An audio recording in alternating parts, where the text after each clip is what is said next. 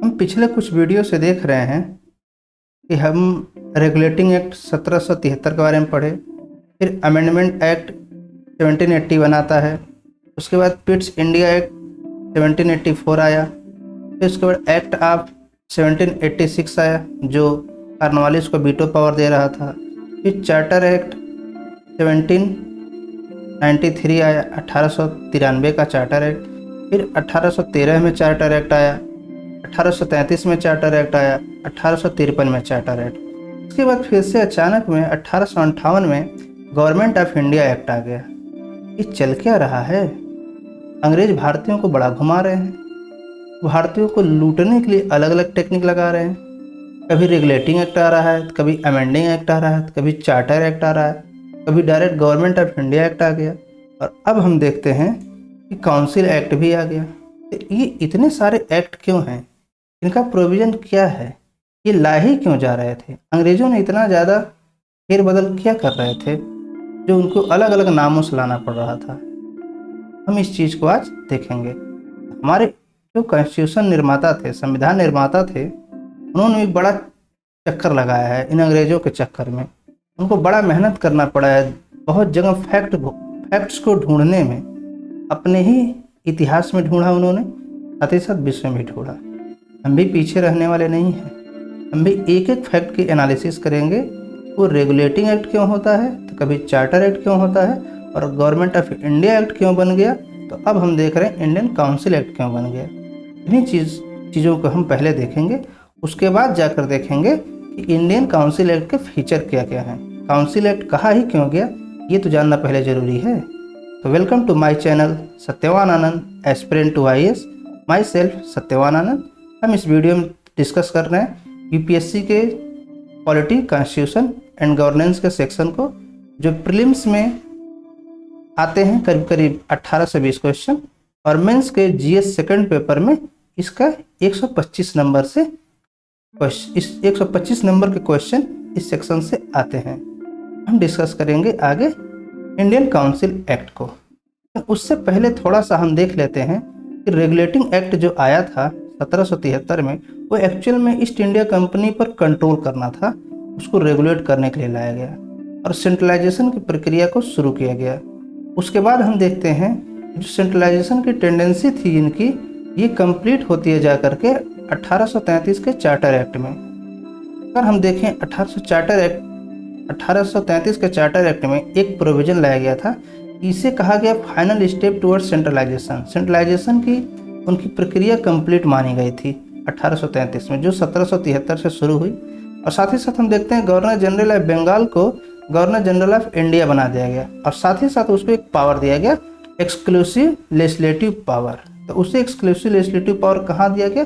For entire British India, जो भी east India company की टेरिटरी थी उस पूरे टेरिटरी पर दिया गया।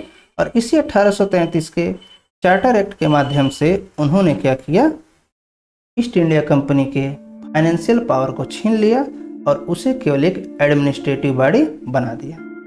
चार्टर एक्ट 1833 में एक प्रोविज़न और हम देखते हैं जो काफ़ी इंटरेस्टिंग है। यहाँ पर एक वर्ड आता है, पहली बार इन्होंने गवर्नमेंट ऑफ इंडिया वर्ड को यूज किया था। ये गवर्नमेंट ऑफ इंडिया कहाँ से आ गया? अब तक तो कंपनी रूल चल रहा था, और कंपनी एक लुटेरी कंपनी थी जो भारत में बिजनेस करने आई, लेकिन उसने यहाँ पर राजाओं को हरा करके टेरिटरी को भी कब्जा कर लिया। लेकिन ये तो ठीक है, लेकिन गवर्नमेंट ऑफ इंडिया एक्ट कैसे होगी, इसके बारे में हम थोड़ा सा आगे अभी देखेंगे। उससे पहले हम देख लेते हैं कि 1853 में क्या हुआ।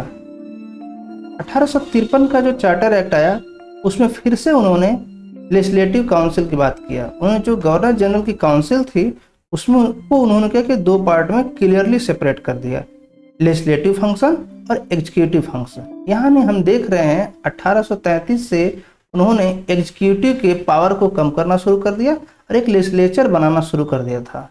ठीक, तो लेजिस्लेचर की शुरुआत हम देख रहे हैं 1833 के चार्टर एक्ट में हो गया। उसके प्रोविज़न को 1853 में भी और क्लियर किया गया। इसके साथ हम देखते हैं एक और प्रोविज़न को, जो हमारे पास 1853 का चार्टर एक्ट है, उसी में एक और प्रोविज़न 1833 का जो एक प्रोविज़न है, उसमें उन्होंने एक और वर्ड जोड़ा था, वो वर्ड काफ़ी इम्पोर्टेंट था। उन्होंने कहा कि हम जो भारत में आए हैं तो हम लुटेरे नहीं हैं। उन्होंने चार्टर एक्ट 1833 में क्या कहा कि वे जो है पॉलिटिकल और लीगल कंट्रोल उनका इंडिया पर है। देखते हैं हम, उन्होंने पहले क्या किया, लेजिस्लेटिव काउंसिल लाया। उसके बाद से उन्होंने क्या किया, सेंट्रलाइजेशन की प्रक्रिया को कंप्लीट किया। जब सेंट्रलाइजेशन की प्रक्रिया कंप्लीट हो गई तो वन मैन शो हो गया। वन मैन शो की डिस्कशन को हम चार्टर एक्ट 1833 में कर चुके हैं ब्रॉड स्केल पर। वन मैन शो का मतलब था ब्रिटिश क्राउन। अब ब्रिटिश क्राउन ही सब सर्वे सर्वा हो चुका था, क्योंकि कॉलोनाइजेशन की प्रक्रिया जब कंप्लीट हुई तो उन्होंने कहा कि भारत के हम लुटेरे नहीं हैं, हम भारत पर पॉलिटिकल और लीगल राइट है हमारा, ऐसा इन्होंने कहा।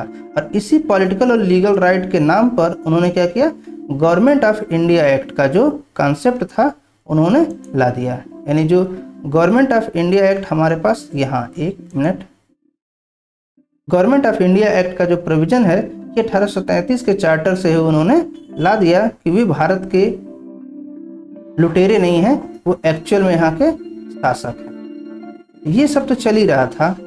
उसके बाद हम देखते हैं 1858 में गवर्नमेंट ऑफ इंडिया एक्ट आ गया। जो गवर्नमेंट ऑफ इंडिया एक्ट आया इसमें भी काउंसिल की बात की गई और यहाँ पर एक गुड गवर्नमेंट की बात की गई, रिस्पॉन्सिबल और आंसरेबल गवर्नमेंट की। ये क्या था, एक्चुअल में गुड मैनेजमेंट था, गुड गवर्नमेंट के नाम पर। यहाँ पर एक 15 मेंबर की काउंसिल बनाई गई, जिसका हेड कौन होता था, secretary of state for India होता था। तो ये इनका चाल जो था हम देख रहे हैं, ये 1833 से शुरुआत किए हैं कि इन्होंने क्या किया, एक काउंसिल बना दिया। और जब काउंसिल बना दिया तो उसी काउंसिल के माध्यम से ये अपने लॉ मेकिंग की प्रक्रिया को आगे बढ़ा रहे हैं। यानी अब लॉ मेकिंग की प्रक्रिया केवल एग्जीक्यूटिव के पास नहीं है, लेजिस्लेचर के पास भी है। और इसी वजह से ये जो एक्ट आता है इसे इंडियन काउंसिल एक्ट कहा जाता है, क्योंकि अब काउंसिल के पास एक पावर आ गया था। अब एग्जीक्यूटिव बॉडी ही अकेले एक सोल बॉडी नहीं थी, तो उसके पास अब एक एक्सक्लूसिव राइट नहीं था कि केवल वही लॉ बनाए। अब एग्जीक्यूटिव भी लॉ बना रहा था और लेजिस्लेचर ही बना रहा था। प्रेजेंट टाइम में ये चीज़ हम देखते हैं कि भारतीय जो पार्लियामेंट है, इंडियन पार्लियामेंट जो है वो एक लेजिस्लेचर है, वो एक्ट बनाता है, लॉ बनाता है, और साथ ही साथ एग्जीक्यूटिव भी आवश्यकता पड़ने पर बनाते हैं। तो ये हमारे कॉन्स्टिट्यूशन में प्रोविजन आज भी है। आगे हम देखें, जो 1861 का इंडियन काउंसिल एक्ट आया वो आने का मेन रीजन क्या था। अब तक हमने देखा है काउंसिल एक्ट कहा क्यों जाता है, अभी आया ही क्यों। अगर हम देखें, पिछले वीडियो में हम देख चुके हैं जो गवर्नमेंट ऑफ इंडिया एक्ट 1858 है कि जब भारत में 1853 का चार्टर एक्ट आता है तो उन्होंने ब्रिटिश ईस्ट इंडिया कंपनी को बर्बाद कर दिया। उन्हें लगा कि हम सारा पावर खुद कंट्रोल करेंगे, भारतीयों पर राज करेंगे। लेकिन 1857 की जब क्रांति होती है तब उन्हें इस बात का एहसास हुआ कि ब्रिटिश ईस्ट इंडिया कंपनी के बर्बाद तो हो गई, पर इन्होंने जो सेंट्रलाइजेशन पूरा कर रखा है, सेंट्रलाइजेशन का मतलब क्या था, पूरे पावर को इन्होंने एक जगह पर कंट्रोल कर दिया था। वो क्या था, कलकत्ता। यानी कलकत्ता पर पूरा पावर था। ये जो इनका टेरिटरी था 1833 का ये मैप है, ये पूरा इनका जो पिंक कलर दिख रहा है ये पूरा इनका कब्जा उस समय था। यानी पूरे भारत पर कब्जा नहीं था, लेकिन हाँ मैसूर और अवध पर भी इनडायरेक्ट कब्जा था। ये हम पहले चर्चा कर चुके हैं। तो हम देखते हैं कि उन्होंने जो पूरा पावर था एक जगह सेंट्रलाइज कर दिया कोलकाता में। किसके पास, तो गवर्नर जनरल ऑफ इंडिया के पास। तो जो 1857 की क्रांति जब हुई तब इनको एहसास हुआ कि इनका अब कंपनी जो रूल है वो अस्थाई नहीं है, उसमें बहुत ज़्यादा ताकत नहीं बचा है, वो कभी भी एक झटके में उड़ जाएगा, नष्ट हो जाएगा। इसलिए उन्होंने पहली बार कहा कि अब हम इंडियन के साथ कोऑपरेट करेंगे और इंडियन से कोऑपरेशन लेंगे। यानी उन्होंने क्या कहा, British government felt the necessity of seeking the cooperation of Indians in administration of their country. उनका भारतीयों को, उन्हीं के देश के प्रशासन को चलाने में अब भारतीयों का सहयोग हम लेंगे। ये लेंगे का प्रक्रिया आया क्यों, 1857 की क्रांति। वो हिल गए थे, उनको पता चल गया था कि अगर वो बहुत ज़्यादा दिनों तक भारत में रहना चाहते हैं, इंडियन को दबा करके नहीं रह सकते हैं। इसलिए उन्होंने क्या किया, दूसरी ही स्ट्रेटजी अपनाई कि पावर को डिवैल्यूट किया जाए, पावर को अब अलग अलग सेंटर को भी दिया जाए, केवल एक सेंटर पर कोलकाता पर न बनाया जाए। तो इसलिए इन्होंने इस एक्ट को लाया था। एक्चुअल में 1857 का जो झटका लगा था उसकी वजह से ये आया था। इस एक्ट का हमारे भारतीय कॉन्स्टिट्यूशन के निर्माण में बहुत ज़्यादा इम्पोर्टेंट है, क्योंकि ये एक्ट ऐसा है जिसके बहुत सारे प्रोविज़न को हमारे भारतीय कॉन्स्टिट्यूशन में ऐड किया गया है। तो ये बहुत ही इम्पोर्टेंट है, क्योंकि ये है 1861 का इंडियन काउंसिल एक्ट और 1935 का गवर्नमेंट ऑफ इंडिया एक्ट। ये दो जो पार्ट हैं, एक्ट हैं, इनका हमारे कॉन्स्टिट्यूशन में बहुत बड़ा रोल है। उसके बहुत सारे फैक्ट्स को, एक्ट्स को हमारे कॉन्स्टिट्यूशन में रखा गया है। अगर हम देखें 1861 की बात, इसमें भारत का वायसराय कौन था? तो लॉर्ड कैनिंग था। लॉर्ड कैनिंग 1857 की क्रांति के समय भारत का गवर्नर जनरल ऑफ इंडिया भी था और बाद में इसे वायसराय बना के, ये प्रथम व्यक्ति है जो वायसराय और last governor general of India था। उन्होंने 1861 के इंडियन काउंसिल एक्ट के माध्यम से सबसे पहली बार उन्होंने इंडियंस को लॉ मेकिंग प्रोसेस में जोड़ना शुरू किया। तो उन्होंने सबसे पहले भारतीयों को एसोसिएट करना शुरू किया लॉ मेकिंग प्रोसेस में इंडियन काउंसिल एक्ट के माध्यम से, एक काउंसिल बना करके। तो हम देखते हैं यहाँ पर रिप्रेजेंटेटिव इंस्टीट्यूशन की एक स्टार्ट हो गया, बिगिनिंग होती है। यानी 1861 के एक्ट से ही रिप्रेजेंटेटिव इंस्टीट्यूशन की स्टार्ट भारत में हो जाती है। साथ ही साथ हम देखते हैं इसके लिए कोई इलेक्शन नहीं हो रहा था, तो जो भारतीयों को शामिल करना था लॉ मेकिंग प्रोसेस में, तो इसकी प्रक्रिया क्या थी? बड़ा ही आसान प्रक्रिया अपनाई गई थी कि वायसराय जो है कुछ इंडियन को नॉन ऑफिशियल मेंबर के तौर पर नियुक्त करेगा। यानी नॉन ऑफिशियल, ऑफिशियल कौन होते थे? जो ब्रिटिश पार्लियामेंट नियुक्त करती थी। उसने कहा कि जो कुछ नॉन ऑफिशियल मेंबर को हम नियुक्त करेंगे और उन्होंने कहा कि जो नॉमिनेशन प्रक्रिया होगी वो कौन करेगा? वायसराय करेगा। वायसराय कौन था 1861 में? Lord Canning. तो 1862 में पहली बार 3 भारतीयों को इसमें नॉमिनेट किया गया। जो 3 भारतीय थे वो कौन कौन थे? तो राजा बनारस, महाराजा पटियाला और सर दिनकर राव। ये 3 व्यक्तियों को लेजिस्लेटिव काउंसिल में नॉमिनेट किया गया लॉर्ड कैनिंग द्वारा। लेकिन इस एक्ट के कुछ ड्रॉबैक भी थे। एक्चुअल में ये एक्ट भारतीयों के उद्धार के लिए नहीं लाए गए थे, भारतीयों पर लंबे समय तक शासन करने के लिए लाए गए थे। इसलिए उन्होंने उस व्यक्ति को नॉमिनेट किया जो ब्रिटिश के प्रति स्वामिभक्त था, जैसे राजा बनारस, महाराजा पटियाला, सर दिनकर राव। इनके नाम से ही पता चल रहा है कि ये लोग राजा महाराजा हैं। ये एलीट सेक्शन के हैं, सामान्य वर्ग से नहीं है। इनकी एलिजेंस भारत से ज़्यादा ब्रिटिश में थी, इसलिए इनको नियुक्त किया, जिससे भारतीयों को दिखाया जा सके कि हम इंडियंस का उद्धार करना चाहते हैं, उनके साथ अच्छा व्यवहार करना चाहते हैं। तो ये इसका एक ड्रॉबैक भी था, इस एक्ट की वीकनेस थी। आगे हम देखें तो जो इंडियन काउंसिल एक्ट 1861 का आया, इसने सेंट्रलाइजेशन की प्रक्रिया जो चल रही थी, रेगुलेटिंग एक्ट 1773 से शुरू हुआ था और 1833 के चार्टर एक्ट तक वह अपने क्लाइमेक्स पर पहुंच गया था, अंतिम स्टेज में पहुंच गया। तो उसको उन्होंने रिवर्स करना शुरू कर दिया। यानी जो सेंट्रलाइजेशन की टेंडेंसी थी, अब उसे उन्होंने रिवर्स करना है। रिवर्स का मतलब क्या था? जिसके पावर को उन्होंने छीन लिया था उसे वापस किया। कैसे? उन्होंने जो रिवर्स किया उसको क्या कह सकते हैं? डिसेंट्रलाइजेशन प्रोसेस का इनिशिएट किया गया, शुरू किया गया। और जो भी बॉडी थी, लोकल बॉडी, जिसे प्रोविंशियल गवर्नमेंट कहते हैं, presidency of Bombay, presidency of Madras, उस बॉम्बे प्रेसिडेंसी और मद्रास प्रेसिडेंसी के लेजिस्लेटिव पावर को उन्होंने रिस्टोर कर दिया, जिसे हम डिसेंट्रलाइजेशन प्रोसेस के इनिशिएशन कह सकते हैं। अब क्वेश्चन खड़ा होता है ये आखिर डिसेंट्रलाइजेशन कर ही क्यों रहे हैं? आगे हम थोड़ा सा देखें एक स्टेप को और। उन्होंने एक पॉलिसी बनाया लेजिस्लेटिव डिवोल्यूशन, यही प्रोसेस है। लेजिस्लेटिव डिवोल्यूशन क्या है? डिसेंट्रलाइजेशन, जो उनको रिस्टोरिंग लेजिस्लेटिव पावर। उन्होंने क्या किया, जो लॉ मेकिंग प्रोसेस था इसका हस्तांतरण कर दिया, ट्रांसफर कर दिया प्रोविंशियल गवर्नमेंट के पास भी। हम देखें ये रिस्टोर कर ही क्यों रहे थे, ये बहुत बड़ा मैटर है। एक्चुअल में जो 1857 की क्रांति हुई उसमें इनको बहुत झटका लगा। झटका क्यों लगा? क्योंकि सारा शासन व्यवस्था एक पॉइंट से कंट्रोल होता था। तो जो अन्य प्रोविंस थे, अन्य प्रेसिडेंसी थी, उनके पास लॉ मेकिंग प्रोसेस नहीं थी, तो वो एक्चुअल में डिसीजन ले नहीं सकते थे। तो उनको हमेशा कलकत्ता की तरफ देखना पड़ता था, वायसराय के पास या गवर्नर जनरल ऑफ इंडिया के पास, कि हम करें क्या। तो जब भी कुछ होता था तो इनको उधर देखना पड़ता था। तो उसी की वजह से जो सारा शासन व्यवस्था था वो अंदर ही अंदर नष्ट हो रहा था। जब इनको 1857 की क्रांति के बाद झटका लगा, तब इनको एहसास हुआ कि अगर जो है हम पावर को एक सेंटर पर रखेंगे तो अन्य सेंटर जो हमारे हैं, जो प्रोविंशियल सेंटर हैं, प्रेसिडेंसी है, वहाँ पर बहुत ज़्यादा समय तक शासन को स्ट्रांग नहीं बनाया जा सकता है।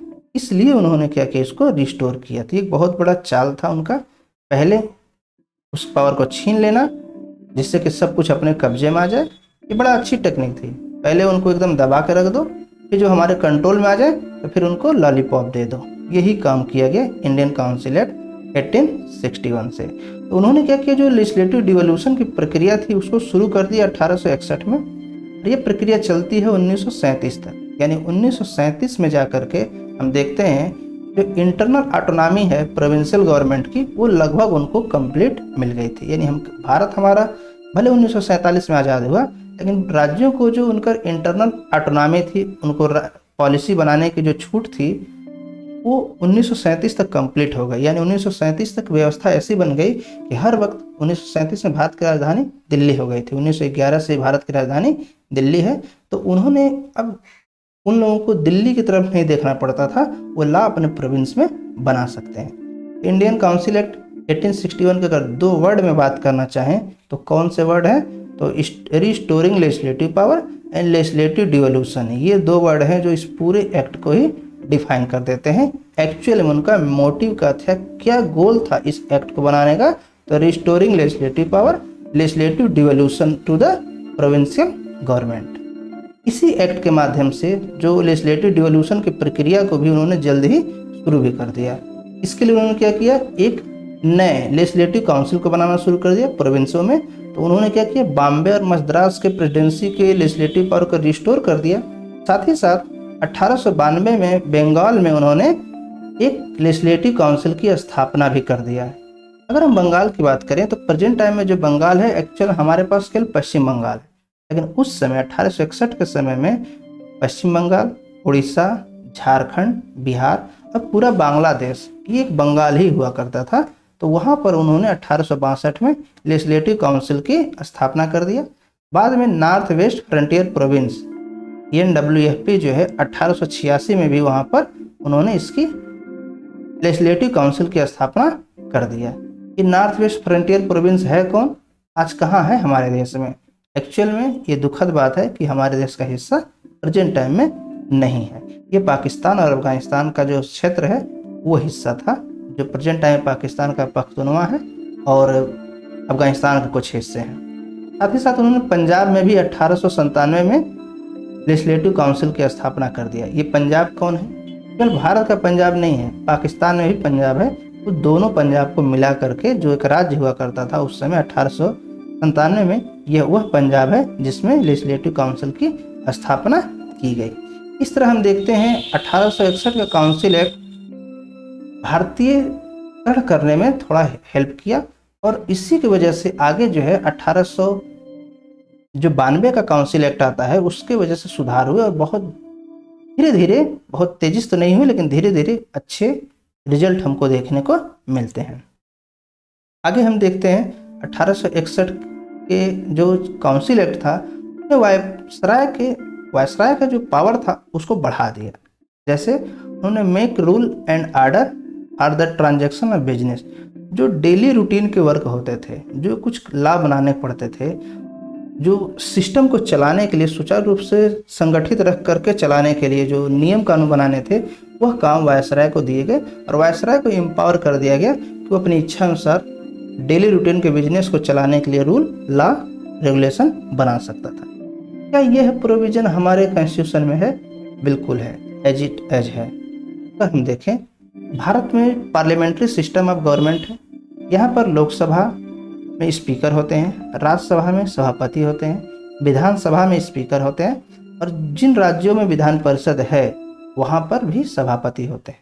तो स्पीकर को और सभापति को ये पावर है जो डेली ट्रांजैक्शन ऑफ बिजनेस जो है, उनके डेली रूटीन के जो काम काज हैं, वो जो ऑफिशियल वर्क है या पार्लियामेंट्री वर्क है, उसके लिए रूल रेगुलेशन बना सकते हैं। ये पावर स्पीकर के पास और सभापति के पास, दोनों जगह पर केंद्र और राज्य सरकार में है। ये हम देखते हैं कि इंडियन काउंसिल एक्ट का एक इम्पैक्ट हमारे कॉन्स्टिट्यूशन पर डायरेक्ट है। साथ ही साथ पोर्टफोलियो सिस्टम को रिकॉग्निशन मिल गया। पोर्टफोलियो सिस्टम को एक्चुअल में लॉर्ड कैनिंग ने 1859 में ही शुरू कर दिया था, लेकिन उसको रिकॉग्नाइज कब किया गया? 1861 के माध्यम से। तो हम देखें कि ये पोर्टफोलियो सिस्टम है क्या एक्चुअल में। अगर हम बात करें पोर्टफोलियो की, तो जो प्रेजेंट टाइम में हम देखते हैं भारत के केंद्र सरकार में मंत्रालय हैं, राज्यों के पास भी मंत्रालय हैं। इन कॉन्स्टिट्यूशन के हिसाब से देखा जाए तो केंद्र सरकार के पास मंत्रालय होता है, जैसे गृह मंत्रालय, विदेश मंत्रालय, defence ministry, education ministry, external affair ministry, health ministry. ये जो मिनिस्ट्री हैं राज्य सरकार के पास भी है, गृह विभाग। तो हम देखते हैं एक्चुअल में राज्यों के पास वो मंत्रालय नहीं है। हमारा कॉन्स्टिट्यूशन उन्हें मंत्रालय का दर्जा नहीं देता है, हमारा कॉन्स्टिट्यूशन उन्हें विभाग का दर्जा देता है। इसलिए कभी कभी मीडिया अखबार में आता भी है गृह विभाग, वित्त विभाग, राज्यों के स्तर पर कृषि विभाग। तो एक्चुअल में भारतीय कॉन्स्टिट्यूशन के अकॉर्डिंग वो पोर्टफोलियो तो हैं, लेकिन वो मंत्रालय नहीं है, विभाग है। लेकिन हाँ, आम बोलचाल की भाषा में उन्हें मंत्रालय कहा जाता है, और उनके जो विभाग के हेड होते हैं, जो एग्जीक्यूटिव के फंक्शन को परफॉर्म करते हैं, उन्हें मिनिस्टर कहा जाता है, मंत्री होते हैं, जैसे गृह मंत्री, शिक्षा मंत्री, कृषि मंत्री। लेकिन एक्चुअल में इसका जो वर्ड का डिफिनीशन है कॉन्स्टिट्यूशन में, वो केंद्रीय सरकार का है। लेकिन अगर हम देखें इस व्यवस्था की बात करें, तो ये जो पोर्टफोलियो सिस्टम है, इससे रिकॉग्नाइज किया गया इस एक्ट के माध्यम से, जो शुरू किया था लॉर्ड कैनिंग ने। और ये पोर्टफोलियो सिस्टम आज विश्व के हर जगह है। इस पोर्टफोलियो सिस्टम की सबसे बड़ी खास बात क्या थी? 1861 की ही बात करें हम, तो उस समय जो मंत्रालय या जो डिपार्टमेंट या विभाग बांटे गए, ये जो मंत्री होते थे, अब वो डिसीजन लेने की पावर उनके पास आ गई। यानी उनको हर वक्त गवर्नर जनरल ऑफ इंडिया या वायसराय, 1859 में वायसराय था, वायसराय के परमिशन की आवश्यकता नहीं होती थी। साथ ही साथ हर डिपार्टमेंट या हर मंत्रालय में एक स्पोक्स पर्सन होता था, यानी एक प्रवक्ता भी होते थे, जो अपने डिपार्टमेंट के बारे में कामकाज देखते थे, उनकी गतिविधियों को बताते थे। तो ये सिस्टम आज भी बिल्कुल इसी तरीके से एक्टिव है हमारे देश में, इसलिए इसका हमारे लिए बहुत इम्पोर्टेंस है एक्ट जो है 1861 का। आगे देखें, वायसराय के पास एक और पावर दिया गया, इशू ऑर्डिनेंस। उन्हें ऑर्डिनेंस इशू करने की पावर दी गई, लेकिन इसमें एक रिस्ट्रिक्शन था। ये जो ऑर्डिनेंस इशू होंगे, ये केवल इमरजेंसी पीरियड में होंगे, और इमरजेंसी पीरियड में जो लेजिस्लेटिव काउंसिल है उसकी सहमति की आवश्यकता नहीं। यानी अगर सहमति हो तभी ठीक है, और अगर सहमति नहीं है तो वायसराय डायरेक्ट ऑर्डिनेंस इशू कर सकता है, बिना जो है लेजिस्लेटिव काउंसिल के कॉन्फ्रेंस के सहमति के भी कर सकता है। लेकिन एक रिस्ट्रिक्शन भी लगाया गया है वायसराय पर, जो आज भी एक्टिव है। ऑर्डिनेंस की एक लाइफ फिक्स कर दी गई 6 महीने, यानी जो ऑर्डिनेंस आएगा उसकी एक लाइफ होगी 6 महीना।